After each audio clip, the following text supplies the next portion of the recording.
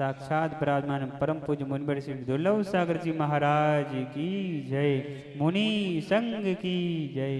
भगवान बनना है, भगवान के बाजू में बैठना है, भगवान बनने की कला को आत्मसात करना है, भगवान बनने की हैसियत को अपने अंदर लाना है और अपना मंगलाचरण की तीर्थंकर बनना है तो हिंसा का तांडव हटाना होगा, तीर्थंकर बनना है तो झूठ का वमन करना होगा, तीर्थंकर बनना है तो चोरी का दामन छोड़ना होगा, तीर्थंकर बनना है तो कुशील का जाल तोड़ना होगा, तीर्थंकर बनना है तो परिग्रह का आग्रह छोड़ना होगा, तीर्थंकर बनना है तो जीवन को दोष बनाना होगा, तीर्थंकर बनना है तो सब शील को मुड़ना होगा, और तीर्थंकर बनना है तो अष्ट प्रवचन मातृकाओं की ओर झुकना होगा।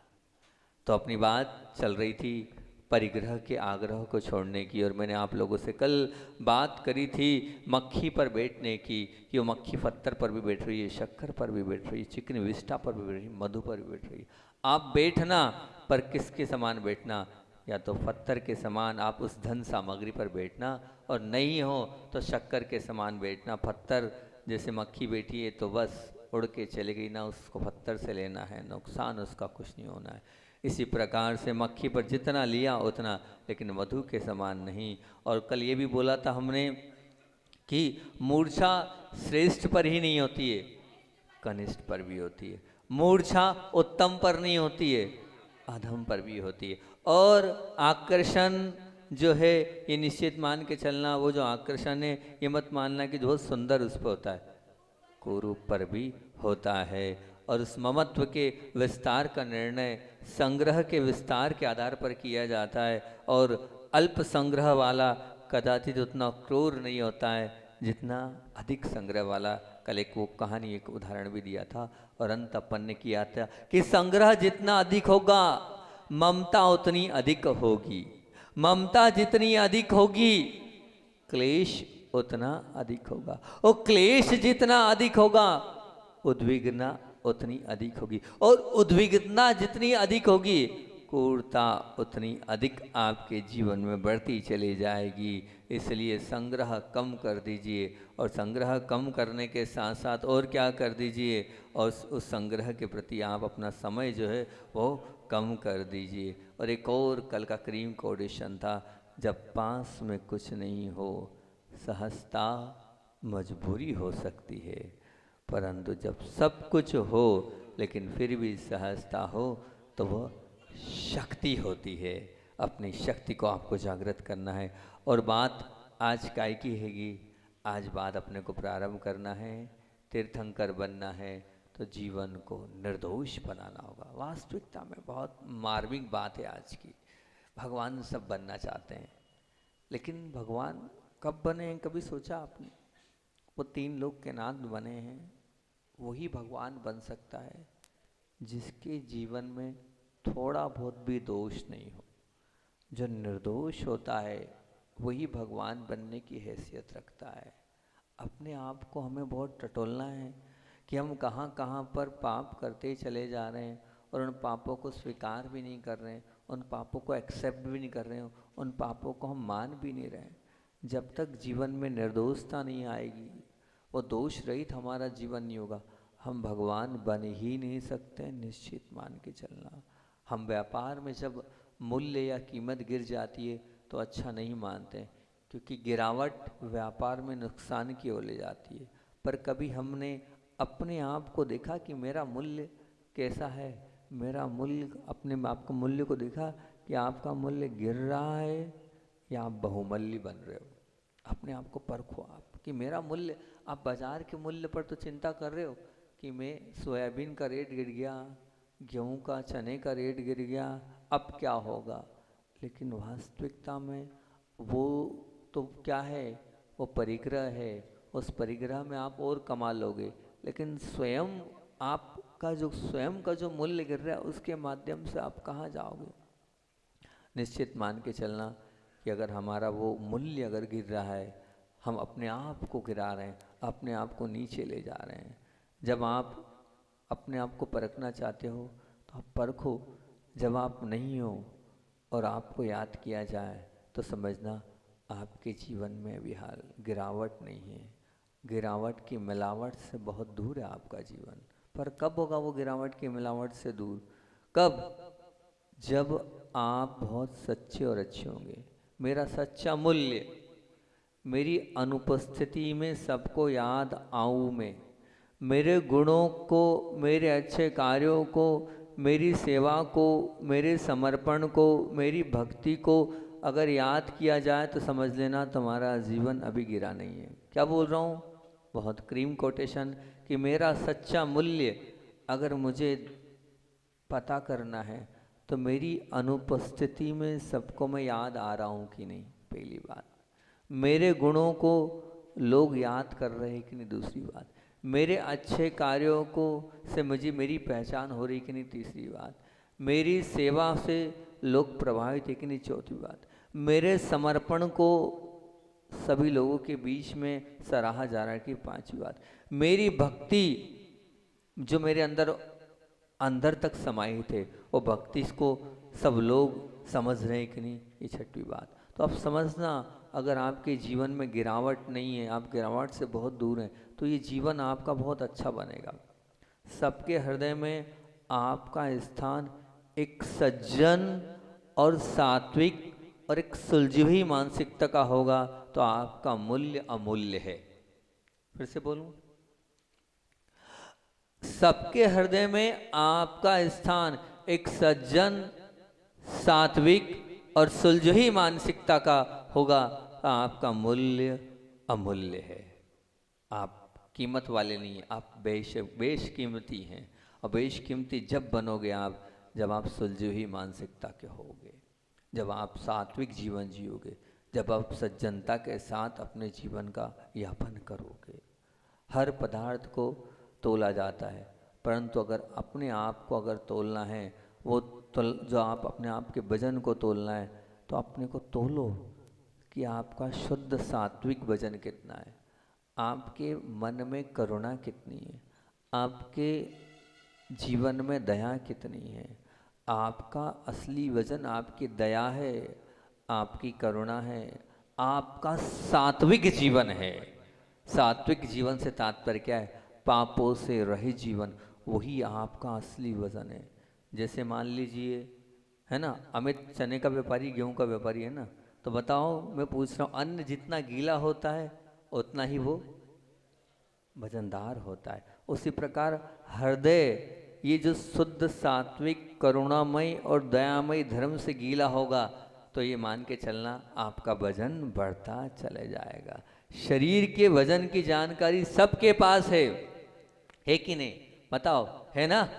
पर ये बताओ कि करुणा की, दया की और अंदर से सात्विकता की वो जो वजन है, उसकी जानकारी आपको है कि नहीं? वो कितनी है आपके अंदर सात्विकता, वो करुणामय, वो दयापन?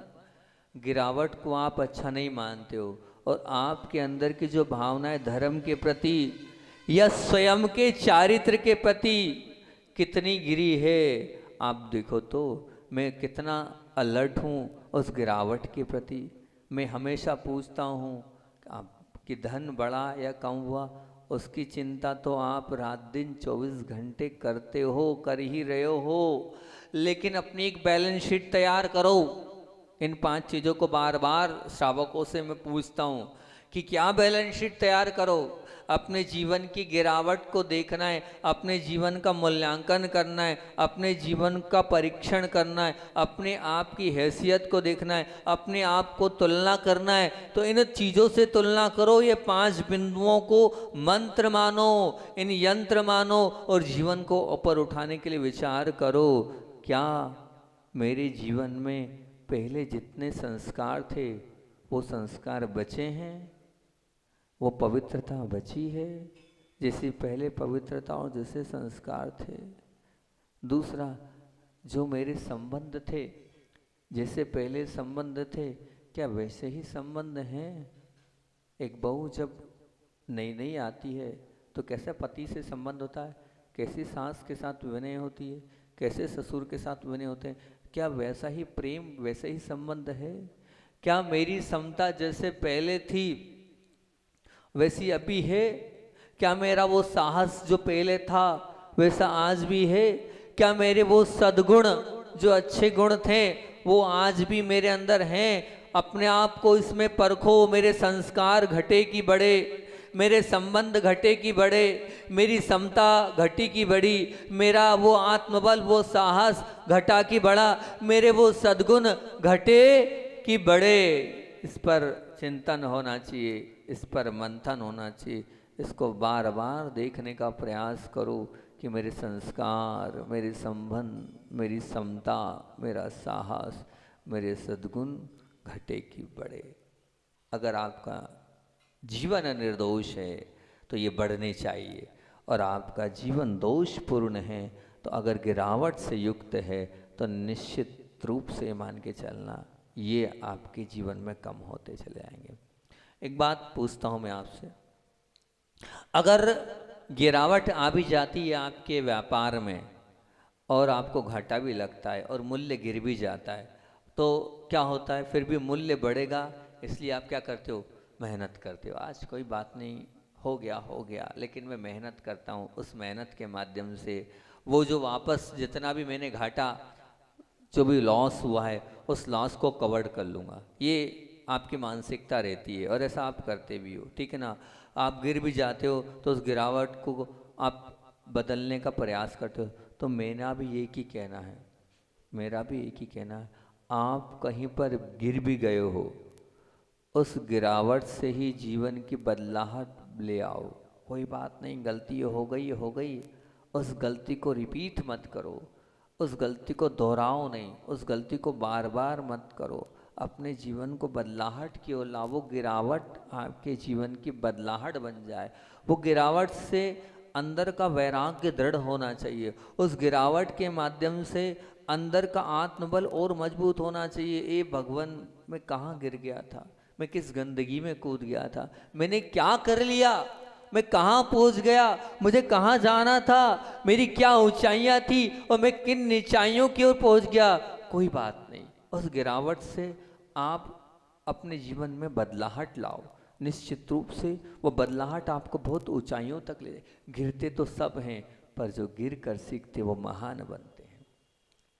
गिरते तो सब हैं, वो छोटा सा बच्चा भी गिरता है और गिरने के बाद ही चलना सीखता है, तभी वो चलना सीख पाता है। तब वो छोटा बच्चा भी गिर कर सीखता है। तो हम भी गिर गए तो कोई बहुत बड़ी बात नहीं हुई, हम भी गिर कर सीखेंगे और उन गिरावट से ही अपने जीवन को और अच्छा बनाने का प्रयास करेंगे। निश्चित मान के चलना, क्योंकि ये एक छोटा सा बच्चा था, उस छोटे से बच्चे ने बहुत अच्छी तरक्की करी, बहुत अच्छा प्रोग्रेस किया और वो टॉप क्लास में आने लगा।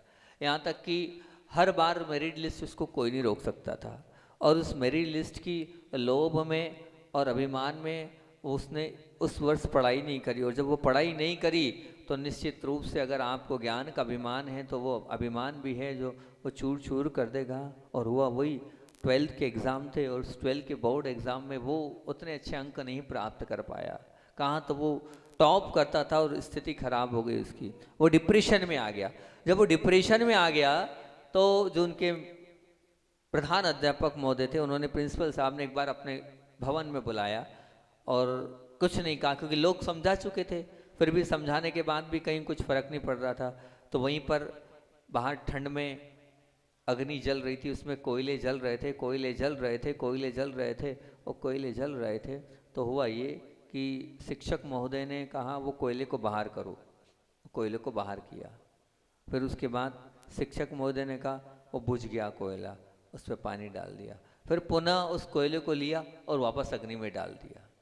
अब पुनः अग्नि में डाल दिया तो वो जो छोटा सा बालक था, भले 11वीं 12वीं कक्षा का बालक था, समझदार तो था ना, बोले सर एक बात समझ में नहीं आ रही है, जब वो आपने उसको बुझाया तो फिर जलाया क्यों, बुझाया तो जलाया क्यों? तो बोले देखो ऐसा है, एक इससे मैं तुम्हें ये समझाना चाह रहा हूँ कि जो चीज़ बुझ जाती है तो वापस जलने की भी ताकत उसमें रखती है। तुम्हारा जीवन बुझ गया है, इसका मतलब ये नहीं हुआ है कि तुम्हारे में जलने की ताकत नहीं बची, तुम्हारे अंदर जलने की ताकत है। तुमने गलती कर दी है तो इसका मतलब ये नहीं कि तुम भगवान नहीं बन सकते हो, भगवान बनने की ताकत और हैसियत तुम्हारे अंदर है। अब बुझ गए हो, कोई बात नहीं, वापस से जल जाओ और वापस से अपने आप को वापस कर लो, वापस से वहीं ले आओ और वापस अच्छे भावों के साथ, उत्साह के साथ अगर आप लग जाओगे तो निश्चित रूप से मान के चलना आप अपने जीवन को अच्छा बना पाओगे और अपने जीवन में की ऊंचाइयों तक ले जाओगे। क्योंकि हम लोग भी पल प्रतिपल गिरते हैं, छठवा सातवां छठवा सातवां छठवा सातवां हर क्षण चलता रहता है। आपने प्रश्न पूछा था ना महाराज जी कल परसों कि आपका छठवा सातवां आहार लेते वक्त कैसा, तो गुरुदेव कहते थे जब आहार देख रहे हैं सातवां और जब ले रहे हैं छठवा, जब हम चल रहे हैं पैर रख रहे हैं छठवा और जब देख रहे हैं सातवां, पल प्रतिपल जब हमारा छठवा सातवां चल रहा है तो आपने कुछ गलती कर भी दिए, दोष हो भी गए, छोड़ो और निर्दोष बनो, अपने जीवन को अच्छा करो, अपने जीवन को महान बनाओ और अपने जीवन को उत्कृष्टता की ओर लाओ। गलती सबसे होती है, गलती स्वीकार करने वाला, निर्दोष से जीवन जीने वाला, दोष से निर्दोष बनने वाला महान होता है। आचार्य की वो बात हमेशा मैं बोलता हूँ, कितनी बार बोल चुका हूँ। आचार्य श्री जी बोलते हैं, क्या बोलते हैं, गलती कर ली आपने गलती स्वीकार कर ली 25% गया, गुरु के समक्ष स्वीकार कर लिया 25% फिर गया, गुरु ने प्रायश्चित मांगा और मिल गया 25% गया, और फिर उसके बाद वो प्रायश्चित आपने कर लिया 100% नील, यहीं का पाप यहीं धुल गया, यहीं साफ कर लिया आपने और अपने आप को मंगलमय बना लिया, अपने आप को आपने पवित्र बना लिया, अपने आप को आपने शुद्ध बना लिया। ये निश्चित मान के चलना, अपने आप को मंगल और पवित्र बनाना है तो स्वीकार करना होगा। अपराध बोध अपने आप में बहुत बड़ा बोध है, जो जीवन को नवीन बोध प्रदान करता है, जो नया जीवन प्रदान करता है, वो कहलाता है अपराध बोध। अपराध बोध होना चाहिए आपके अंदर, मैंने गलत किया, मुझसे गलती हो गई, अब मैं गलती नहीं करूँगा, मेरे माध्यम से मेरे जीवन में बहुत सारे पापों को मैंने इकट्ठा कर लिया। जब तक वो अंदर से जागृति आपके अंदर नहीं आएगी, वो आपके अंदर से हेय तत्व नहीं आएगा, तब तक आपका जीवन उत्कृष्ट नहीं बनेगा। परंतु वो पश्चाताप ऐसा नहीं, वो अंदर से वो पश्चाताप होना चाहिए, दिखावे वाला पश्चाताप नहीं होना चाहिए। कहते हैं अध्यात्म जगत की एक अलिखित नियम है, लिखित नहीं अलिखित नियम है, तुम जिस तत्व के पीछे जितना रोगे, तुम जिस तत्व के पीछे रोते फिरोगे, अर्थात जिसका पछतावा करोगे वो तुमसे दूर होता चला जाएगा। क्या बोल रहा हूँ, जिस तत्व के पीछे तुम जितना रोगे वो तत्व तुम्हारे जीवन से अलग होता चला जाएगा, दूर होता चला जाएगा। अब अगर सुकृतों के पीछे पछतावा करोगे, अच्छे कार्यों के पीछे पछतावा करोगे तो विदा हो जाएंगे वो अच्छे कार्य भी, और दुष्कृतों के पीछे, पाप के पीछे अगर आप पछतावा करोगे तो वो भी क्या हो जाएंगे, वो भी विदा हो जाएंगे, वो भी जुदा हो जाएंगे, वो भी एक दिन चले जाएंगे। रो आप जितना रोगे। अब रोना कहाँ पर है, अच्छे कार्यों में नहीं रोना है, लेकिन बुरे कार्यों में रोना है।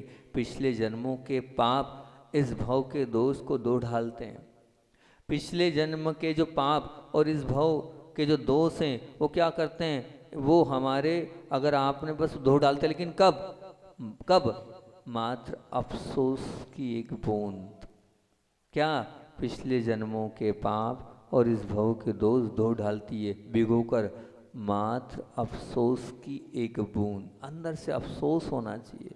समस्त दोष हरि, दोष को हरण करने वाली, परम पावनकारी, अगुणित गुणों की धारक, गजब की चीज है वो अफसोस की बूंद। बस, अर्थात पाप मुक्त और दोष मुक्त होने के लिए आवश्यकता है मात्र अफसोस की एक बूंद। निश्चित रूप से आप में एक और इंग्लिश की एक छोटी सी कविता बोलता रहता हूँ, हमेशा मेरे मुख से बार बार निकलती है, 1 tear is enough, 1 tear is enough, एक आंसू की बूंद काफी है। आपको लगेगा कि आंसू की एक बूंद इतनी अधिक दुर्लभ, इतनी अधिक महत्वपूर्ण है। हाँ, बहुत कठिन है, बहुत दुर्लभ है, बहुत मुश्किल से वो आँखों से बूंद निकलती है, लेकिन काय के लिए? वो अंधेपन के लिए नहीं है, वो संपत्ति की अल्पता के लिए नहीं है, कि किसी ने मुझे दगा दे दिया उसके लिए नहीं है, कि मुझे किसी ने बेवफाई कर दी उस कारण से नहीं है, तो काय के शरीर में कोई रोग पैदा हो गया उसके लिए नहीं है। तो फिर जो मैंने रच पच कर पाप कर लिया है, उस पाप के पीछे मैं रो रहा हूँ। वो रोना बहुत कठिन है, वो आसान नहीं है। बाकी चीज़ों पर तो हम जरा से में रो लेते हैं, किसी ने हमारा थोड़ा सा तिरस्कार कर दिया, हमारी आंख से आंसू हो जाते हैं, हमारी जो त्योरियाँ वो चढ़ जाती है और हम आगे पीछे हो जाते हैं। लेकिन मैंने क्या किया है, मैंने कौन से पाप किए, उन पापों पर रोना बहुत बहुत बहुत कठिन काम है। अपने पापों पर अपने आप को हाँ दुट्टकयम हाँ दुट्ट चिंत्यम, हाँ ये बार बार चिंतन करना, हाँ भाष्यम दुट्ट भाष्यम, ये कहना बहुत कठिन है, बहुत कठिन है। निश्चित मान के चलना, पाप के भयानक विपाकों की कल्पना से रोना कदाचित सहज, पर पाप के प्रति तिरस्कार पूर्वक रुदन तो बहुत कठिन है, बहुत कठिन है। बिल्कुल अंदर से वो रोना आना चाहिए, क्योंकि शास्त्रों में पाप के पीछे पछतावे के आंसू बहाने वाले को वंदनीय कहा है, महाभाग कहा है, धन्यवाद का पात्र माना है। इसको आप अनुमान लगा सकते हैं कि पाप के पीछे आंसू बहाने वाला कितना कठिन होता होगा, वो आंसुओं की ताकत कितनी प्रचंड होगी, विचार करना। क्योंकि ये निश्चित मान के चलना, वो आंसू आपके सब पापों को धो डालेंगे, आपको पवित्र कर देंगे, आपको मंगलमय बना देंगे, आपको ऊंचा उठा देंगे। लेकिन वो अंदर से वो आंसू आना चाहिए, वो अंदर से अफसोस होना चाहिए, वो अंदर से आत्मा में ग्लानि आना चाहिए कि मैंने कर लिया है, मुझसे हो गया है, मैंने मेरे जीवन को अनर्थ में डाल दिया है, मैंने मेरे जीवन को गड्ढे में डाल दिया है। वो होना चाहिए अंदर से, तभी।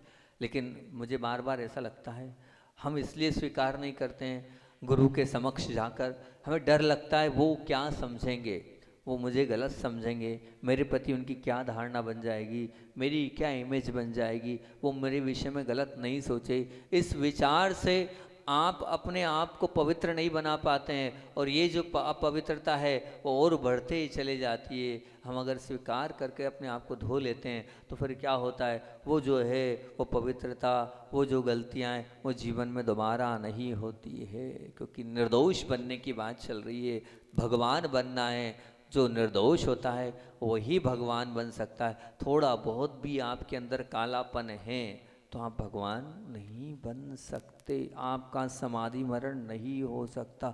समाधि उसकी ही होती है। क्या कहा है ग्रंथों में पढ़ो, भगवती आराधना में क्या कहा है, वहाँ उन्होंने प्रतिक्रमण कहा है, और प्रतिक्रमण में कहा है छोटे छोटे पापों को स्वीकार कर लो, बालक वध बन जाओ, छोटे से पाप को भी बहुत बड़े में बताकर कह दो, और वहाँ स्वीकार कर लो कि हाँ मैंने ये किया है, मेरे माध्यम से ये हो गया, मुझे ये हुआ, मैंने वो किया, बस आप पवित्र बन जाओगे। हे तत्वों के प्रति जैसे तिरस्कार भाव और उपादेय तत्वों के प्रति आदर भाव, ये दोनों एक ही सिक्के के पहलू हैं।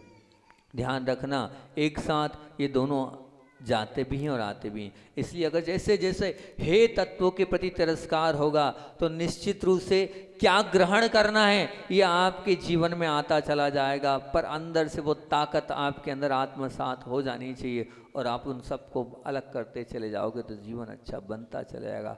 आप कहोगे कि क्रोध करने के बाद बहुत बार पछतावा हुआ महाराज, लोभ की उस अंधी दौड़ में भागता रहा और मन में बहुत बार विषाद भी हुआ, और कभी कभी ऐसा भी पाप सेवन किया, उसका पछतावा भी बहुत बार हुआ कि मैंने इस वासना को कर लिया और मुझे नहीं करना था। उसके बाद भी मन खुलकर रोया भी है, तो क्या वो पछतावा हमारा, क्या वो रोना हमारा झूठा था? क्या करें, क्या वो झूठा दम्भीपना था हमारे अंदर? क्या कमी रही? सब करने के बाद भी जीवन से वो पाप नहीं निकल रहा है, तो उसका कारण क्या है? उसका कारण ये पाप ना करने का तीव्र संकल्प आपने नहीं लिया। पाप ना करने का तीव्र संकल्प आपने नहीं लिया। जब पाप के पीछे रोए तो पाप सेवन जिंदगी में फिर कभी ना करने का ये तीव्र संकल्प भी करो। अब नहीं करूँगा, ऐसा तीव्र संकल्प अंदर से आप लोगे तब पाप जीवन से विदा होगा, नहीं तो नहीं होने वाला। ऐसे तो सैकड़ों बार रो लिए आप, हजारों बार आपने चिंतन कर लिया, लेकिन आपने तीव्र संकल्प नहीं किया। पाप के सेवन में जब निष्फलता मिलती है तब पछतावा होता है, और जब क्रोध में जैसे निष्फलता मिलती है तो क्रोध खराब लगता है। माया करते हो, और जब मायाचारी हमारी सक्सेस नहीं हो पाती है तो माया हमें सांप जैसी लगती है। परंतु पुण्य योग से इन तमाम प्रकार के आप सफल हो भी जाते हो, पर ध्यान रखना वो त्रासदायक है, वो छोड़ने लायक है। वो जितने पाप हैं वो जीवन को नीचे गिराने पूर्वक है। रस पूर्वक हो चुके पापों के अशुभ अनुबंधों को तोड़ डालने का एक ही उपाय है, उन पापों के पीछे मन खोल कर रो, और फिर उन पापों को ना करने का तीव्र संकल्प कर लो। सच्चे दिल से किया आपका ये प्रयोग जीवन में एक नई ताजगी ला देगा, एक नया सुनहरा प्रभात आपके जीवन में ला देगा, एक नई सौम्यता आपके जीवन में ला देगा, एक नया उज्ज्वलता, एक आह्लादता आपके जीवन में ला देगी कि मैं अपने आप को रो लिया, मैंने अपने आप को स्वीकार कर लिया, अब मेरा जीवन उत्कृष्ट और महान बन गया। इस दुनिया में विदा होने से पहले यदि इन सबके पीछे रुदन का संकल्प का प्रयोग नहीं किया तो अंतिम समय में ये और भयानक होकर आपके सामने खड़ा होगा। तब ना चाहकर भी आप उस जीवन में जो आपने पाप याद आएंगे, तब उस समय आप उस पाप के पीछे पछतावा आपको करेंगे कि मैंने नहीं स्वीकार किया, और संक्लेश बढ़ेगा और त्रासदायक बना देंगे। इसलिए इन तमाम संभवित कष्टों से अगर आप बचना चाहते हो तो एक ही उपाय है, आंसू, रुदन, पछतावा, पाप ना करने का संकल्प। क्या बोल रहा हूं? आंसू, रुदन, पछतावा और पाप ना करने का संकल्प। हम चाहते हैं कि पाप से इन तत्वों को बचाना है, तो आपको बस पाप से मुक्त होना है। तो मुक्त करने के लिए शुद्ध जीवन के मालिक बनना है, अपना अगर कल्याण करना है, अपना कल्याण तभी कर पाओगे जो जो निमित्त हैं उन निमित्तों से दूर होते चलो, उन निमित्तों को अपने जीवन से अलग करते चलो कि इन निमित्तों के कारण मेरा जीवन गिर रहा है, तो उन निमित्तों से मैं दूर हो जाऊं और अपने जीवन को बहुत अच्छा बना लूं। अच्छा तभी बनेगा जब पाप ना करने का तीव्र संकल्प होगा, और जो रस पूर्वक आपने अनुबंध और जो पाप कर लिए हैं उन पापों के पीछे खूब जीवन में आप रो। जितना आप रोओगे उतना ही जीवन आपका उत्कृष्ट बनता चला जाएगा। आप 1 टीयर इज इनफ, इस बात को भी बहुत अच्छे से याद रखना। गिरते सब हैं, लेकिन गिरावट से जो सीखते हैं वही महान बनते हैं। हमने गलती कर ली है, कोई बात नहीं, लेकिन उसको स्वीकार करके अब जीवन में नहीं करेंगे, ऐसा तीव्र संकल्प ले लो तो निश्चित आपका जीवन बहुत अच्छा बन जाएगा। हम चाहते हैं आप सबका जीवन बहुत महान और बहुत अच्छा बने, और आप अपने पापों को स्वीकार कर कर अपने आप को शुद्ध और पवित्र बना लो। ये शुद्ध और पवित्र हम जब बन जाएंगे तभी हमारा ये पूजन करना, तभी हमारा ये अभिषेक करना, तभी हमारा ये शांति धारा करना, तभी हमारा व्रतों का पालन करना, तभी हमारे जीवन में वो धर्म आ पाएगा, जब भी हम भगवान बन पाएंगे। अन्यथा हम भगवान नहीं बन पाएंगे। सबको भगवान बनना है तो निर्दोष अपने जीवन को बनाना ही होगा। सब अपने जीवन को निर्दोष बनाएं। आचार्य भगवान की बात को बोलकर अपनी बात को विराम करूँगा। एक बार आचार्य भगवान बैठे हुए थे और उसी बीच में माता जी आई, और माता जी ने बड़ा ही अच्छा प्रश्न किया। माता जी ने प्रश्न पूछा, बोले आचार्य श्री जी, शास्त्र में मूलाचार में एक बात आई है कि जो उत्कृष्ट कैश्लोच करता है उसके जीवन में अतिशय घटित होते हैं, और आप तो शुरू से उत्कृष्ट कैश्लोच कर रहे हैं, बहुत सालों से उत्कृष्ट कैश्लोच कर रहे हैं। मैं आपसे प्रश्न पूछती हूँ कि आपके जीवन में क्या अतिशय घटित हुआ? जब मूलाचार्य में वट्टकेर महामुनिराज कुंद भगवान मूल गाथाओं में कहते हैं कि उत्कृष्ट 2 महीने में कैश्लोच करने वाले की चर्या में अतिशय घटित होता है। तो आचार्य श्री जी, आपके जीवन में क्या अतिशय घटित हुआ? आचार्य श्री मुस्कुराए, और मुस्कुराते हुए आचार्य श्री ने जवाब दिया कि ये जो जितने दिख रहे हैं ना नई नई उम्र वाले 20, 22, 15, 18, 19, 21, 23, 25 साल वाले, इतनी सारी आरिकाएँ, महाराज महारता जी, ये क्षुल्लक एलक ब्रह्मचारिणी ब्रह्मचारी दिख रहे हैं। ये पंचकाल में पंचम काल का अतिशय नहीं है क्या? ये पंचम काल में अतिशय नहीं है क्या? बोले वही अतिशय जो निर्दोष और उत्कर्षचर्या पालन करता है, उनके अतिशय ऐसे ही घटित होते चले जाते हैं। बस वैसी उत्कर्षचर्या हमारी जो बोली आचार्य भगवान विद्यासागर जी महामुनि राज की। चलिए बोधि समाधि।